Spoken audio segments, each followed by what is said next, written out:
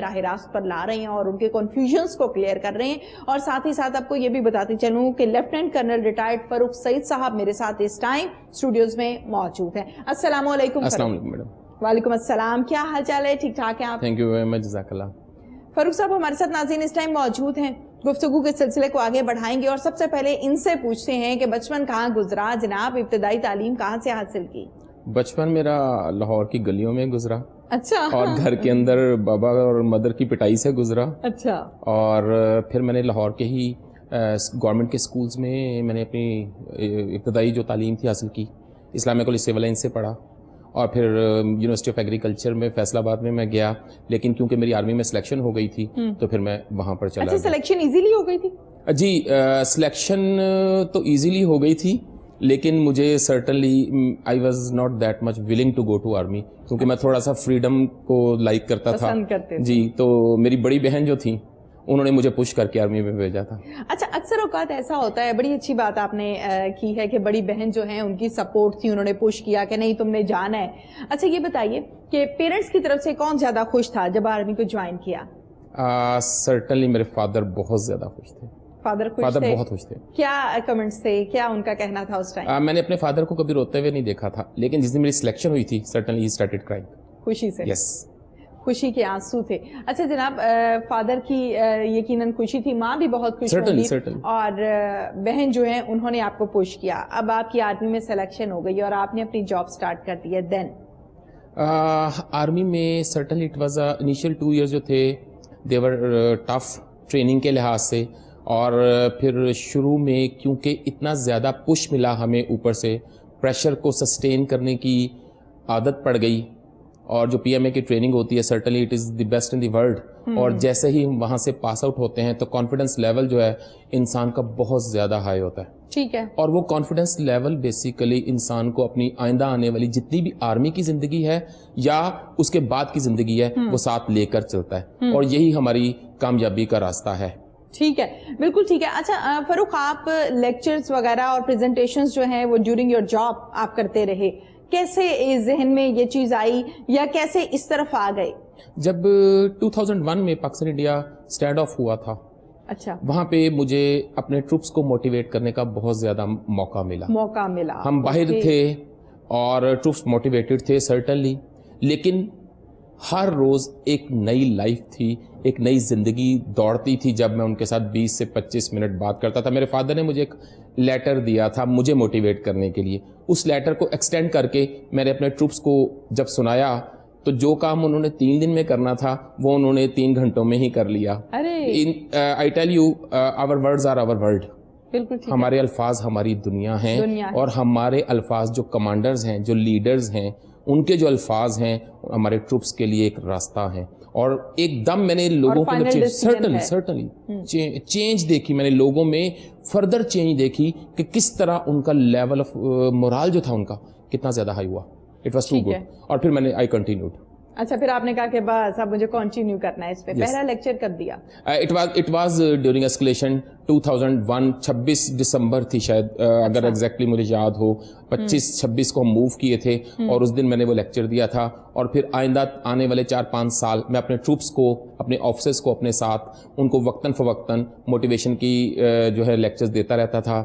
پھر جب 2008 میں جب میں یونائٹڈ نیشن میں سلیکٹ ہو کے گیا تو وہاں پر مجھے ایک ٹرسٹ بلڈنگ اور لیڈرشپ کی ایک ٹریننگ کے لیے مجھے سلیکٹ کیا گیا. Very nice, very good.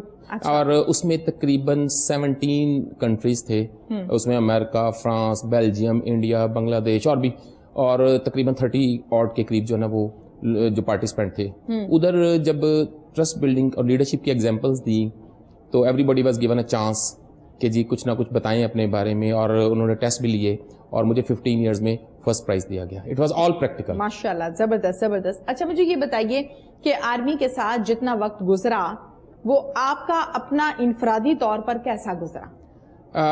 یہ بڑا مشکل کویسچن ہے, اگر میں بول دوں تو شاید وہ یہ ہے کہ وہ اس طرح ہے کہ میں چھپ چھپ کے ریکی کرنے جاتا ہوتا تھا. اچھا. چھپ چھپ کے فراریوں کے پیچھے جاتا ہوتا تھا. پسند تھی بہت زیادہ, مجھے آپریشنز اتنے پسند تھے کہ میں اپنے ٹروپس کو ایون بعض اوقات میں بتائے بغیر بھی نکل جاتا تھا. اپنے ہائر آفیسرز کو بتائے بغیر, کیونکہ میرے سے فارغ نہیں بیٹھا جاتا تھا. مجھے ایسا لگتا تھا کہ اگر میں 1 یا 2 دن فارغ بیٹھوں گا تو شاید میری صلاحیت کو زنگ لگ جائے گا, جس وجہ سے ہمیں مختلف اوقات میں مختلف جگہوں پہ بہت زیادہ کامیابیاں ملی. خواہ وہ سیاچن تھا, سیاچن میں مجھے 2 دفعہ سرو کرنے کا موقع ملا. ایون مجھے بلوچستان میں 3 سال سرو کرنے کا موقع ملا. مجھے اینٹی ڈکائٹ آپریشن سندھ میں, اس وقت میں سروس میری 1.5 سے 2 سال تھی, ادھر سرو کرنے کا موقع ملا, اور really I cherish those days. اچھا, مجھے یہ بتائیے کہ سیاچن میں جو دن گزرے ہوں گے, اس کا میں سوال بھی کیا کروں, اس کا تو اندازہ ہی ہوتا ہے کہ بہت مشکل ہوتا ہے, لیکن پھر بھی مجھے یہ بتائیے کوئی ایسا واقعہ جو سیاچن سے اور آپ سے جڑا ہو, ہمارے ساتھ شیئر کیجیے. کافی واقعات ہیں. ایک چلے میں آپ کے ساتھ شیئر کر لیتا ہوں. ضرور. یہ 2003 اور یہ 3 سپٹمبر اوکے اس دن کا واقعہ ہے. میں صبح ناشتہ کر رہا تھا. اس دن موسم بہت اچھا تھا. عام طور پہ 5-6 دن کے بعد سورج نکلتا تھا, تو میں باہر بیٹھ کے ناشتہ کر رہا تھا, اور دور سے ایک آواز آئی, بچاؤ بچاؤ. اچھا. آئی تھاٹ کہ شاید انڈین ٹروپس آ گئے, کہیں پھنس گئے اور ان کو پکڑنا, یہ اس طرح کا. اوکے. وہاں پہ میں نے دیکھا تو ہمارے جو 2-3 لوگ مجھے نظر آئے, وہ چل رہے تھے, اور سرٹنلی مجھے تھوڑا سا ہوا فیل, میں نے دیکھا کہ وہ میرے ساتھ والی جو پوسٹ تھی اس کے وہ لوگ تھے. اچھا. ہم بھاگ کے رسا اٹھا کے اپنی چیزیں لے کر بچانے کے لیے گئے. یہ میں آپ کو بتا دوں کہ وہاں پر بھاگنے کا مطلب موت ہے. اچھا.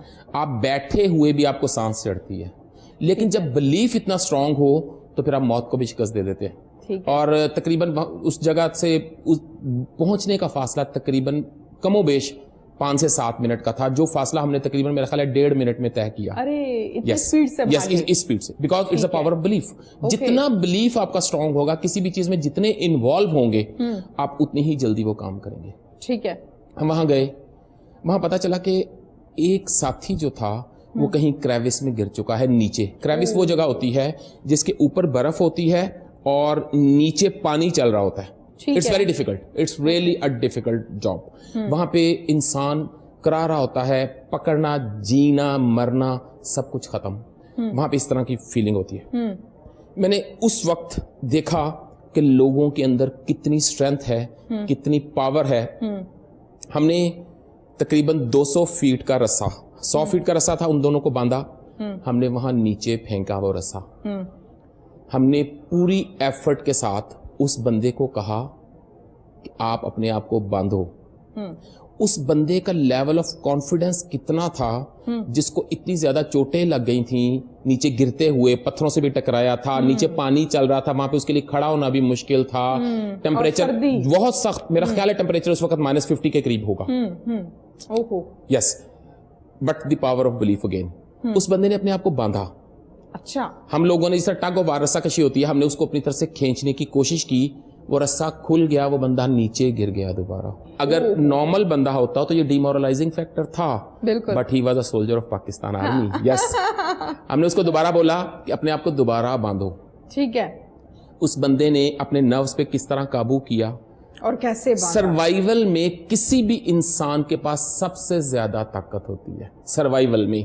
اگر میں اس کو واقعے کے ساتھ ہی میں ریلیٹ کر دیتا ہوں, اگر ہم زندگی کی کوئی کامیابی حاصل کرنا چاہتے ہیں اور ٹارگٹ لمبا ہے, تو اگر ہم اس کو چھوٹے چھوٹے حصوں میں تقسیم کر دیں ٹارگٹ کو, اور ہر حصے کو سروائیول کے طور پہ کریں, تو آپ کا ٹارگٹ اچیو ہو جائے گا. That becomes a determination. ٹھیک ہے. اب کیا ہوا, اس بندے نے اپنے آپ کو دوبارہ باندھا.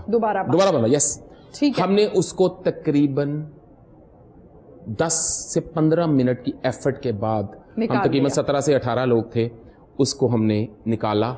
ٹھیک ہے. اب آپ ذرا غور کیجئے کہ لیڈرشپ کی ڈیفینیشن کیا ہے, کہ صحیح وقت پہ صحیح فیصلہ کرنا, اور آپ کا کتنا برسک مائنڈ چلنا چاہیے کہ آپ نے جب اپنی پوسٹ سے جانا تھا تو کون کون سا سامان بھی ساتھ لے کے جانا تھا. We went there by the grace of Allah. اچھا, اس بندے نے جب ہم باہر نکلا, اس وقت تک اس کو پتا تھا کہ میرا کانفیڈنس لیول بہت ہائی ہے, اور میں اکیلا ہوں, اور مجھے کوئی منع کرنے والا بھی نہیں ہے.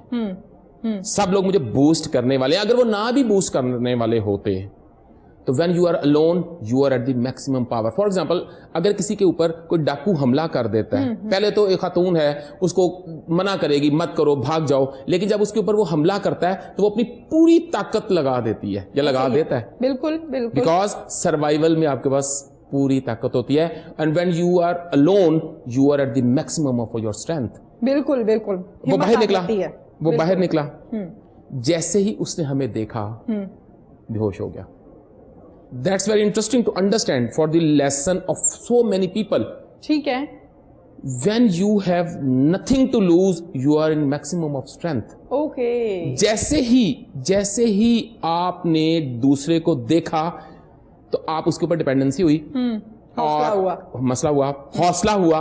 उसने इतनी अपनी एनर्जी सेव करके रखी हुई थी. वो बंदा बेहोश हुआ. हमने उसको दोबारा जगाया. मेरा ख्याल है 1 से 1.5 मिनट के बाद he was awake again. And he said, I am all okay.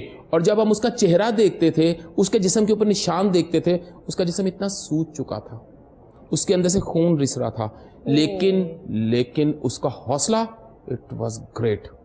उसको हम पोस्ट पे लेके आए. उसको सिर्फ और सिर्फ आप बिलीव करें कि 10 मिनट के लिए सिर्फ चाय पिलाई, दूध पिलाया और उसने कहा मुझे छोड़ दे, मैंने वापस अपनी ड्यूटी पे जाना है.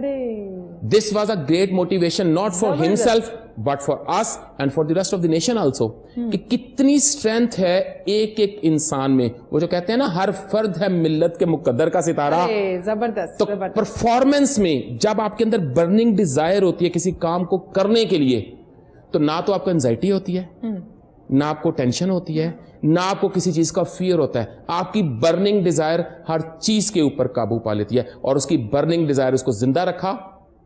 उसने हम सबको भी मोटिवेट किया और हमारे आइंदा आने वाले वक्त के लिए भी हमें एनर्जेटिक कर दिया. It was a great lesson for all of us and for बिल्कुल ठीक है. अच्छा, मुझे